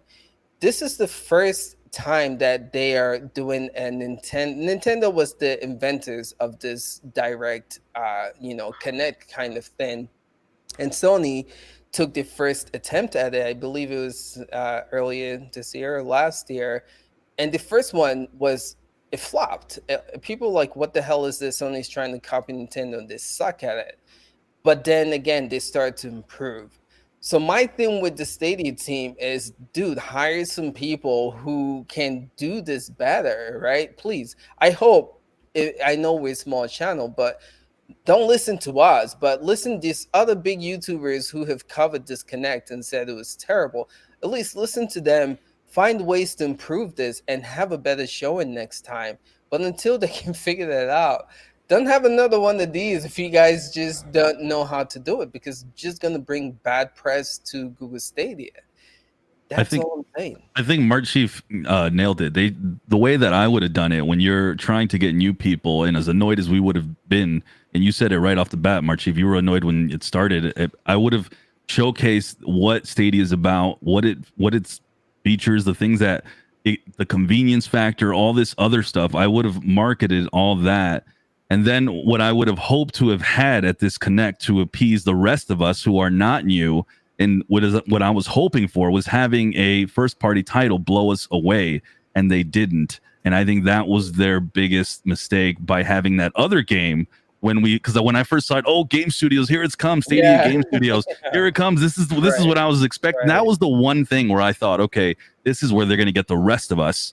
And bam, it was just like the sales just hit I can't talk, but you guys know what I mean. It was just a disaster for all of us. So, essentially, they only needed one. Yeah. They only need one thing to blow us away, and that's what I was expecting, and it just didn't happen. I think showcasing what Stadia can do, what it's capable of, all the convenience factors, and then maybe reiterated, which they did. They reiterated a few of the games coming with like the 2K stuff, but I think the rest of us, it wasn't aimed at us, and I think it mostly should have been aimed at new people because they do need new people. I don't think so much that the features should have been. I think the family sharing would have been a good one. It was one of the few ones that I was saying would have been a good one to see. But in general, like games, and then at the same time, you got to give at least one thing to the rest of the demo, which is us plugged in hardcore into it, because we are the ones that do command a lot more people in terms of influence and being able to kind of get the influence out there. Oh, this was a good connect. They just needed that one mic drop moment. It didn't happen, and I think that is where I think they were banking on Orcs Must Die, and I don't think that was it, unfortunately. Even if on the outside, if none of us knew about Orcs Must Die, I don't think that was the title that would have been like, whoa, like, oh my God, everybody come try out Stadia. No, that wasn't it, and I think that was what they were hoping for, and it flopped in that sense. Right. That was the other thing, is it was 2 days after Ubisoft Forward, right? So immediately, even if we hadn't have hyped anything up, we were probably all expecting a bit more news on Legion and Valhalla, not 30 seconds. And with Ubisoft's history of putting stuff in like Stream Connect and crossplay, I thought that was a massive missed opportunity. They could have done a 30-second or a minute gameplay segment on Legion with Stream Connect and saying how that's going to work, or Valhalla, whatever, if they have those capabilities or something to blow us away, and it just didn't. Yeah, you see, Sony do this at E3, right? For instance, like Konami or Capcom, they will have their own press conference like Ubisoft did, and showcase, one of the big AAA titles for the fall. But then Sony will have like a little, 2-minute segment, just like exclusive footage that wasn't seen at, Capcom or Square Enix event, and, display that. It would have been nice for the Stadia team to do something like that with like Valhalla Legions, right? Just showcase like, okay, this is coming and this is going to have this feature, just 30-second clip of it. But again, they didn't do that. So you're right. Missed opportunity. But also, I wanted to say, what time was the Connect? What time of the day was it? Early? 6 p.m. UK. Because the way I see it, when I watch Connects or trailers, I want something really gory. So when I watch Valhalla or I watch what's happening in Cyberpunk City, it's more adult content. So maybe they had to dial it back a little for a younger audience. Maybe that's why they couldn't show all this gameplay footage. Not good for them. It's not good because it was before the watershed. So where I'm like, yes, show us all this gameplay. Why does Stadia get? And I just quick as I can. Why does Stadia get a pass when it comes to this exclusive thing with so many people? Could you imagine even their first console with no experience, Microsoft or Sony or Nintendo, ever releasing a game console without an exclusive title? It's never happened. It's never going to happen, because the reason for it is no one will buy your console if there's not exclusives on it. Just like no one's going to buy into Stadia without exclusives. It's been my biggest gripe. Why didn't they launch day one with an exclusive? They had the money. They knew they were going to come out with Stadia. They could have had a full, at least one decent exclusive, not timed, to Stadia, that could have at least been on launch day while they were working on more. You do not launch a console in the cloud or physically without an exclusive. I don't understand it. It never made any sense to me, and they have more money than any of us can think of ever having in our lives, and money makes things happen. You could have had an exclusive day one. Yeah, but no one really cares, do they? Sorry, no one really cares about day one exclusives when a console first comes out. Because if I look at Killzone Shadowfall, Knack 2, Rise, Sunset Overdrive, a lot of people didn't flock to these hardwares and go, ooh, I need them exclusives. Yeah, but you only need one. Halo did it for them. Gears did it for them. Forza does it for them. Spider-Man for Sony. That's at a later date, though, isn't it? Right, yeah. Stadia just needs one Halo. They just need one exclusive to their platform. We got guilt, bro. What are you talking about? Ouch. You just can't get new people without exclusives. It'll never happen. It'll never happen. Nobody's going to buy into a service just to play third parties or timed exclusives. I think kind of echo what Hoults is saying. Is they did it daytime. They're marketing at an audience that can't play right now. You know, they're marketing at the younger crowd, the more casual gamer, but they're making it really hard for that to happen, right? You know, all these kiddified games with no family share, and you're not going to go and say, "Oh, I'm going to go create you a Gmail account and put all my details in and my credit card and give you access to it." It's just not going to happen. Yeah. So I think we covered the heck out of the disconnect. But yeah, let me know if I'm missing anything. But real quick, can I just say that click to play stuff was such a giant art in, like, I just couldn't believe how, like, what were they thinking with click to play though? I don't get it. Like, I if you're new to Stadia and you click to play, you're prompted to do something. You don't get to click to play. Yeah. I want to sign up to Stadia Pro.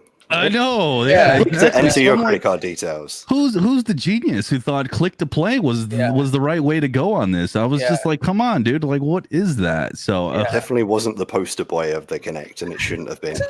Yeah.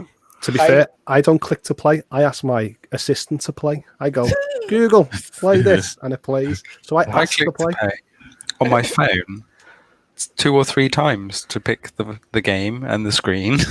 No, wait for ages.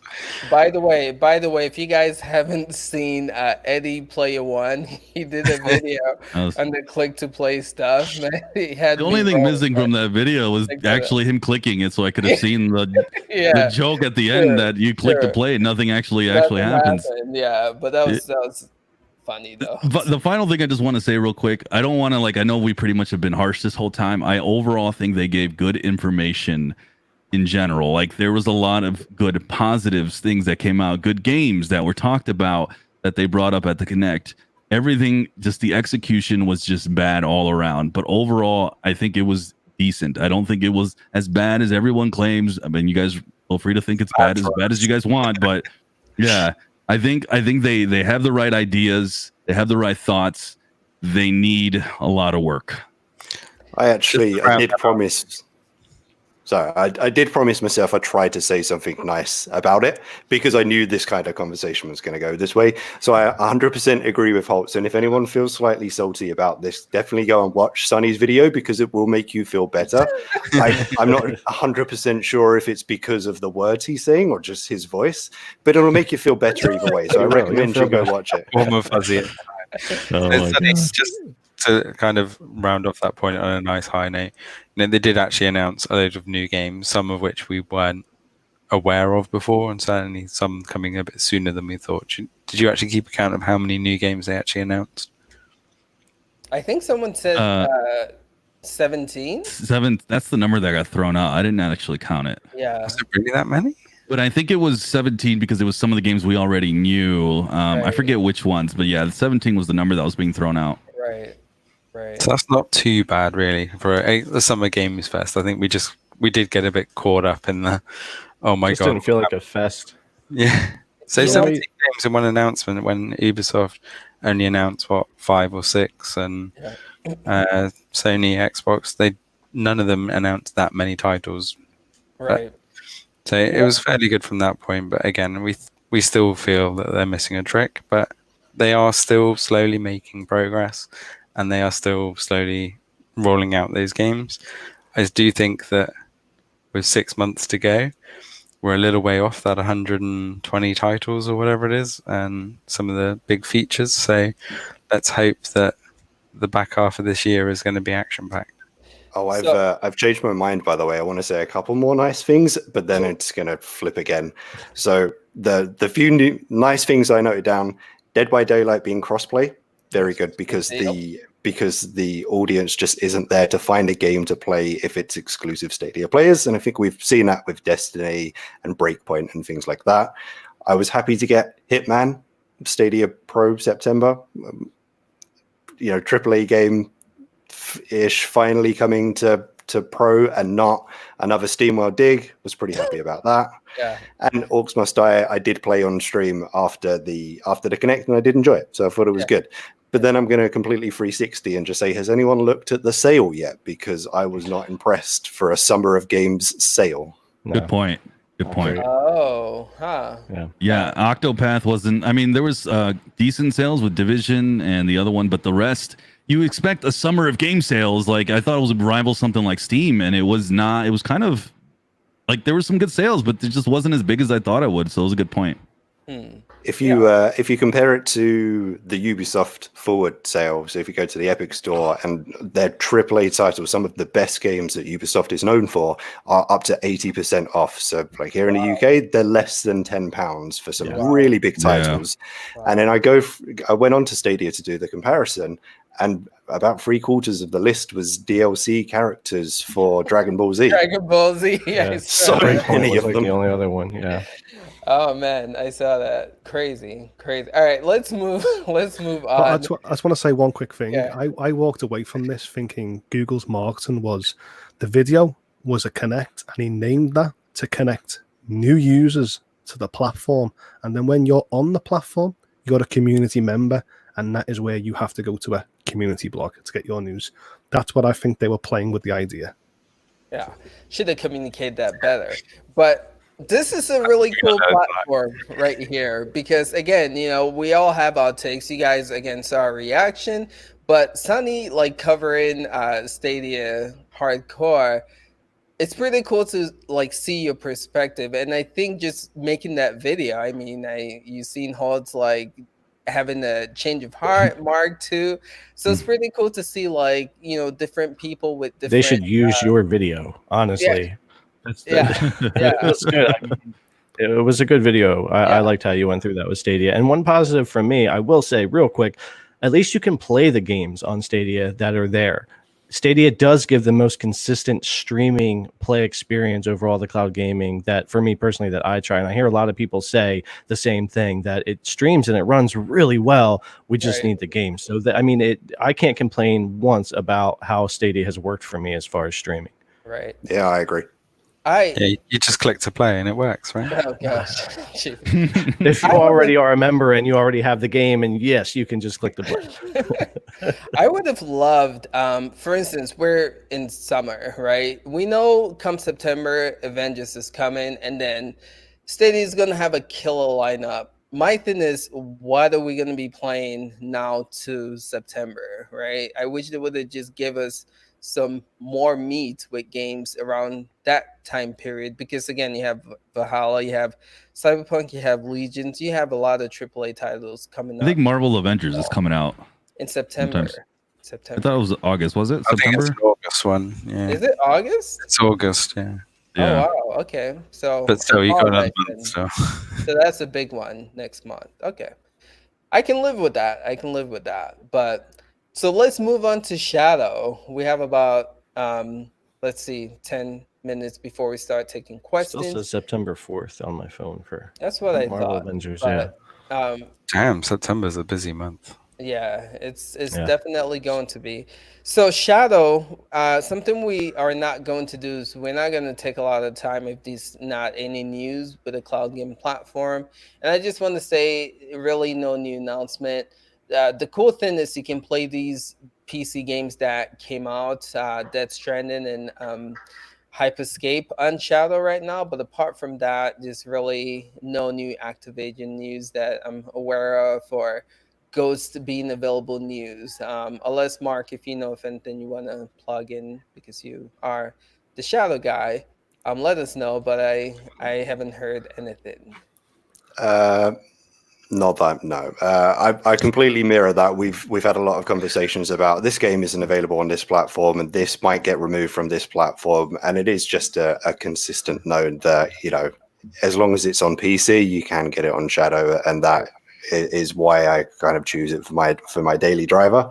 In terms of news, I would say obviously, if anyone isn't already, if you sign up to the Shadow Community Forum, if you've pre-ordered and you're waiting, you want more updates, they do their weekly progress, which is based on the day they post their update. They'll say, we've just activated this person and they pre-ordered on this date. And that gives you an idea of where you are in the queue and when you're likely to get activated. But the reason we're probably not getting a lot of news at the moment, specifically just talking to them, is because I know everyone's on holiday. No, I just want to say this. My gripe with this is Shadow doesn't do ultra wide yet. Am I correct in saying that? Right? But Hideo Kashima, he actually put a video out of Death Stranding going, look, on PC, you get ultra wide settings. So if I wanted to play Death Stranding at its most glorious potential on Shadow, I am restricted. I think it's the other way around. I think you can get ultra wide on Shadow. I don't have the maybe super. I've seen them promo it a couple of times, but I'm not sure if the monitor was an ultra wide or a super ultra wide. But I think it's the complete opposite, because I know somebody who has I don't think it's just an ultra wide, and I saw a lot of people on Twitter complain about this for Death Stranding, is that they said experience it in this, but it actually launches in a 1080 resolution and doesn't feel an ultra wide screen. And you cannot go into the settings of Death Stranding and play around with it. It does not. We're a usual game. You can go into that and you can set resolutions. Right. He does not want you touching a single thing in the code of that game.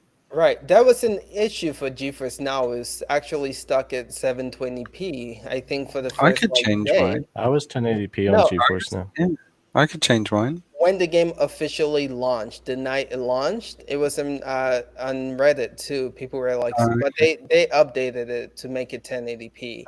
Maybe but when it launched, it was stuck at 720. But I don't know if that was the issue people were having with Shadow, Mark. But that sucks. On both, I've managed to change the resolution. I can change the graphic settings and resolutions, and quite a lot of settings on there actually. So my biggest problem. I'm playing 1440p Death Stranding on Shadow and 1080p on GeForce Now. And I've seen 4K videos of it as well. So yes. My biggest gripe with Shadow is that they massively oversold, and they're still kind of feeling that pain. I haven't followed their news as much recently because it just makes me sad. But they removed the Ultra and Infinite tiers from their website. They just disappeared, and it was only because I was checking to see if there was any like change. I think Hoults, you said last week about you got an email to say that you could upgrade. So I went and looked, and it was like, well, where are they gone? They're not even on the website anymore. I managed to find a way through once I'd logged in, but I had no option to change my subscription. The website just said that they are for members only to upgrade from. And when I contacted support, they said they've sold out. It's no news, they've sold out. But actually, I committed to a year, so I don't think I'm allowed to change my subscription to a higher tier because I'm locked in for that year. So until I come up closer to the time, I didn't even have that change subscription option. And there have been 3 or 4 other virtual cloud providers that have sprung up in the last 2 or 3 months that are starting to hit mainstream. And I think Shadow is going to be in trouble. They're going to lose a lot of people if these people get their stuff together and actually start marketing, because for them to remove those tiers, I still can't buy storage. It's been 2 or 3 months. I've been stuck with 256 gig of storage with, you can play any game on our platform. Yeah, I can. One at a time. Yeah. So if I want to play Warzone, I have to uninstall everything. Right. I want to play Death Stranding. I've got to choose what I need to remove from my system to play it. And it's just a horrible experience. Right. And their communication sucks. It's, we have no news on storage. We don't know when it's arriving. Right. We think that we're going to be able to start activating the existing Ultras sometime this year. Right. It's like, you need to be more specific than that. You've built a business on selling people computers. So you need to know and they're continuing to sell, by the way. Right. They haven't stopped and said, right, we're going to catch up and then we'll open it again. They just keep letting people on and saying, it's going to be another 2 months. It's going to be another 3 months. Right. It's just killing their reputation. Well, I wonder why they can sell more boosts than Ultra and Infinite. Because it must be the same engineer just setting up the PC on their end and hooking it all up. So why are they pushing Boost more? And they should just cut it off, shouldn't they? If they haven't got the engineers to install. They should just cut them all off, catch up, and sort that stuff out, because they know people are going to buy Boost and then they're going to go, oh, I need extra storage. Oh, I can't buy it. Right. So I know that they are having issues because of the CV virus, right? But has the communication been this bad before? Because, you know, they let us know that the reason why they are struggling with availability and all that is because the CV virus. I just want to know, Mark, you've been using them for quite some. Has the communication been this poor, or are they just overwhelmed right now because they short staff and stuff? Bit of both. Obviously, they definitely got hit by, I guess we're calling it CV because of YouTube. Communication has never been their strong suit. And then I think we've basically already said they have a historic condition of over-promising and under-delivering. Obviously, some of the things impacting them at the moment, a lot of it is sort of stuff that I can't talk about, and it is just partnerships with people. And at its basic, it's sourcing hardware, and it's real specific for the Ultra and Infinite tiers. It's real specific specialist hardware that they need to source and have manufactured for their server blades to get it operating correctly as well. So it's very different from people who slap the server blades together filled with generic PC components compared to these ones, where they need to be specially made, specially ordered, delivered, fitted, cooled correctly. And I know they've had some issues with essentially the initial delay was put all those components together, tested it out, it seemed okay, expanded a bit, had a major issue with one component, needed to replace all of those components, and that pushed everything out. And that was the reason for the initial delay, and that's what they're trying to catch up from now, basically. Interesting. Nice. Again, it's cool to have different people in this panel, man. Very insightful, and appreciate that. So like I said in the comments, we have about 15 minutes left or so, but we're open to take questions. So Chief, I don't know if you gathered any, but if you guys see anything that stands out in the comments and you guys want to answer people on the panel, let me know, and we'll get to those. Chief, I think we should adopt the Shadow style and warn people ahead of time, but not with the wonderful naming convention that they have to give for the get them to be shouted out. But I think if you guys have got questions specific, I know we've covered a lot of stuff today, so start typing. We'll do a little bit of filler as we scroll back through the questions at the moment. I've seen a couple times asked about the Uplay Plus coming to Stadia, and I know we've talked about that a bit here. And to kind of echo what I said last week, but I'll say a little bit differently, is I don't think you will ever see Uplay Plus come to Stadia in the form that it is on PC. It would take too many years to redevelop all those games, but you'll see it come in a form that you see EA Access on Xbox. That's a $4.99. You get access to demos to brand new games. You get a discount, and you get a vault of games that actually has built up pretty well, and you have a pretty good amount of vault, but it took them time to build that because it's mostly made of new games that became older and cycled through. I believe you will see Uplay Plus come to Stadia, but it's going to be in that kind of a form, and you're going to get new games, and as more new games come out, they'll be added, and they'll build a library for you there. But don't ever expect to see the PC Uplay Plus come to Stadia or any console or anything. It's just, I doubt that'll ever happen. I would just rather have Uplay Plus support in the respect that I still subscribe to Uplay Plus through Ubisoft, but I can just download those games. I can just claim those games on Stadia once my account's linked. So I wouldn't care if there was 5 or 50 of those games on Stadia, as long as that I can just claim it like a pro game. If I've got Uplay Plus, I should just be able to claim Breakpoint on Stadia because I've got Uplay Plus. But I mean, that doesn't massively help Stadia, but that's the kind of aspect that I think of Uplay Plus. My thing is they'll have to lower the price point, because like sitting at $15 right now, if you want to, utilize it. But if the games are going to be limited on Stadia, then it doesn't make sense to play, because the thing is you pay $15 and you have access to all the whole back catalogs of games. If Stadia only supports 5, 6 Ubisoft titles right now, it's a ripoff. Really. Really? That's why I think you would see that EA Access thing more like $4.99 or something, and you'll get the newer games on Stadia. Of course, if you want to opt for the $14.99, you'll get them on PC and you'll get that Stadia. I could see them doing some things like that because they do those partnerships with consoles as well for that kind of thing. I think that's possible. Right. Okay, so see with these subscriptions, I just want a flexibility, because on Stadia I want more tiers and more subscriptions, but on Xbox I want less. So I just want the options to pick and choose whatever I want. Interesting. Okay. This question right here, does Shadow have fast downloading?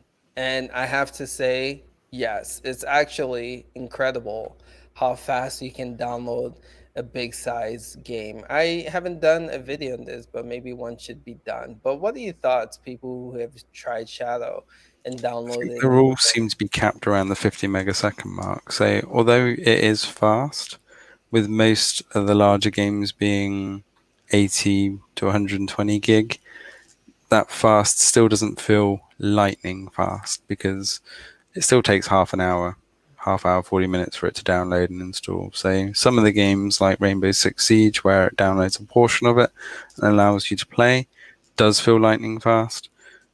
But if you get past those kind of tutorial sections, you are stuck downloading again. So yes, it is fast, but you're still going to wait, for a new title, half an hour, 40 minutes before you're actually going to be properly playing.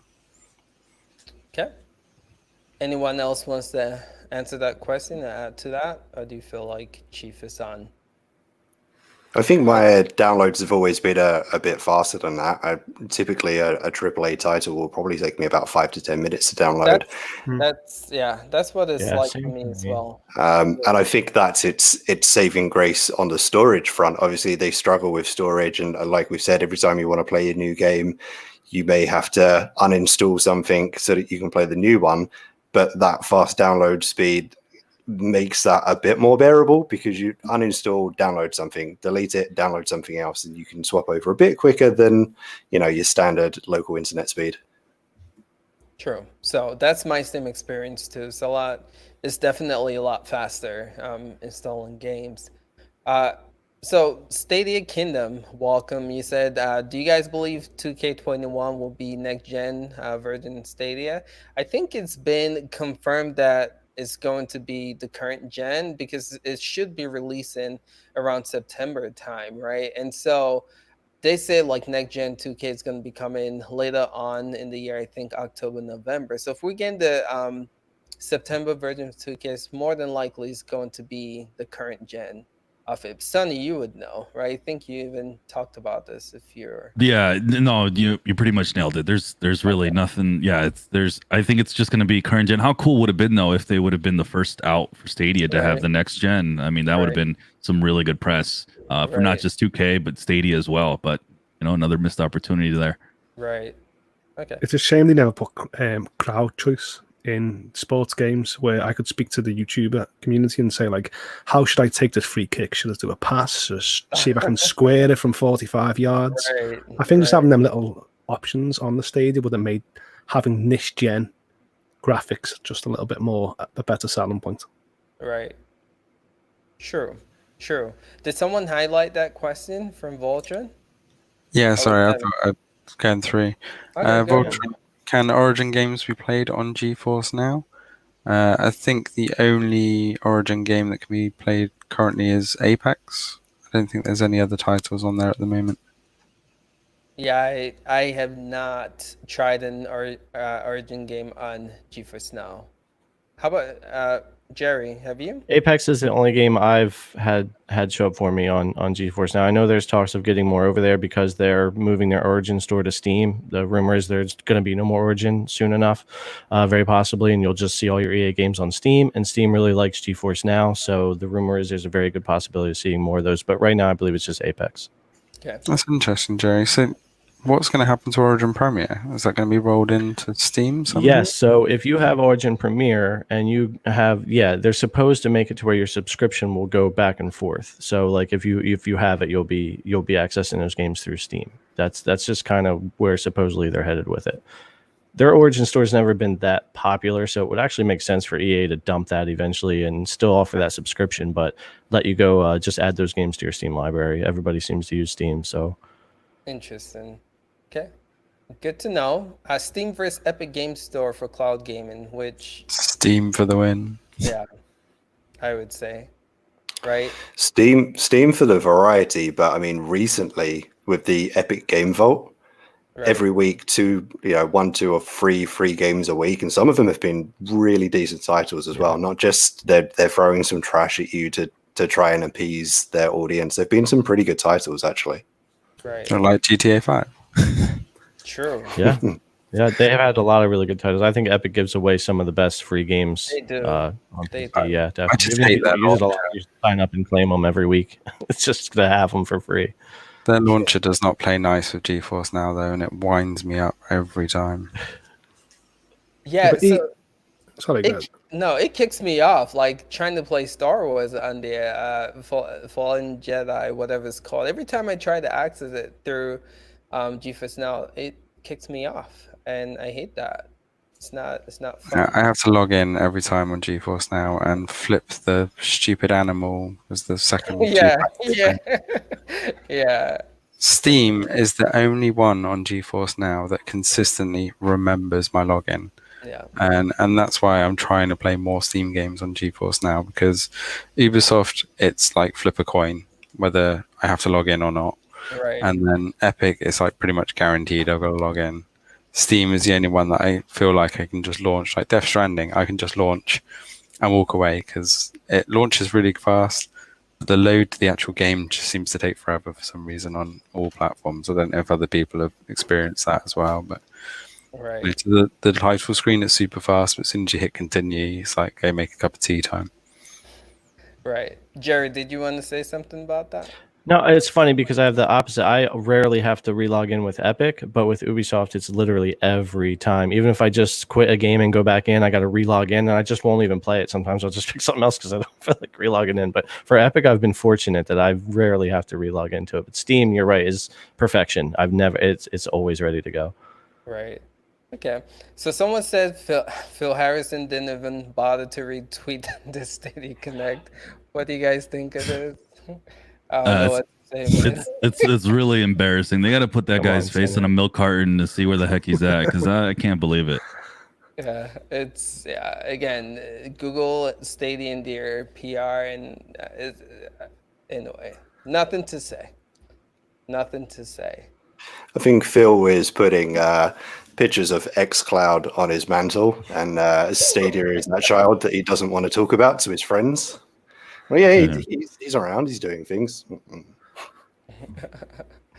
All right. Any other questions that pop up to you guys? I think this is the last one that I see, but if something else pops up, let me know. He says, do you expect another Connect before the launch of next generation consoles? What are your take on this? I hope not. They have to. They kind of have to, and hopefully it's a first-party title that they're going to. If they don't have a first-party title, I would kind of tell them don't do it. Don't do it. Yeah. But if they do, if they have like a good one, by the way, not that crap that we saw the other day, they have a good one to showcase, then yes, absolutely do it. Do we think live stream this time, or just another random upload of a video? I don't know how you guys feel about the videos, but it's missing something. It's not I don't good. particularly mind if they premiered it. If they put it up ahead of time and premiered it, I wouldn't be so fussed. But the fact that it is just a video, just a video on demand like anything else, and there's not even any pre-warning of where it's going to be, is just an epic fail on my front. You know, I don't mind a premiere because then it makes it feel like it's live, even though it's not. Right. Yeah, I think they should take a page out of Nintendo's book with the directs, because honestly, they do a killer job with most, not all, but most of their directs. Right. And live or not live, I don't think it matters to me, but at least make it good. Yeah, I agree. All right, fellas, I think we answered the majority of the questions here. So again, appreciate you guys being here. Appreciate you guys watching. And don't forget, we do this every Saturday at 2 p.m. And we have pretty much the same members on this panel, which I think is awesome because they all come from different backgrounds and cover, different things. And it's cool. It's cool. So again, join us next Saturday at 2 p.m. And again, appreciate you guys being here. We'll catch you guys in the next one. Peace out.